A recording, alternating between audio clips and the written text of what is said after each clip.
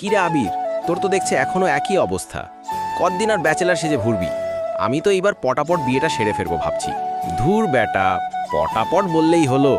আমি তো ভেবেছিলাম তুই ছ্যাঁকা খেয়ে সন্ন্যাসী হয়ে যাবে। এত তাড়াতাড়ি আবার বিয়ের ভূত চাপলো মাথায়। আরে না রে, সন্ন্যাসী হলে তোর মতো করে কে জ্বালাবে বল? মা তো পাত্রী কাকা শুরু করেই দিয়েছেন। একটা মোটামুটি ভালো পেলেই আর দেরি করব না। তোর কি খবর? তোর বাসায় তো বিয়ের জন্য চাপ দিতে দিতে ছাদে উঠে গেছে। হ্যাঁ, চাপ তো আছেই, তবে আমি এখনো ওয়ান পিস খুঁজছি রে।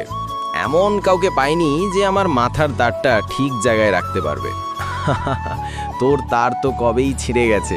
তবে বেশি দেরি করিস না ভাই, দেখিস আমার বিয়েতে কিন্তু তোকে লুঙ্গি ডান্স দিতে হবে। ওরে বাবা, তোর বিয়ে তো হবে আর আমার লুঙ্গি নাচও হবে। তবে তুই আগে লুঙ্গি পরতে পারিস কিনা সেটা দেখ। যাই হোক, শুনে ভালোই লাগলো দোস্ত।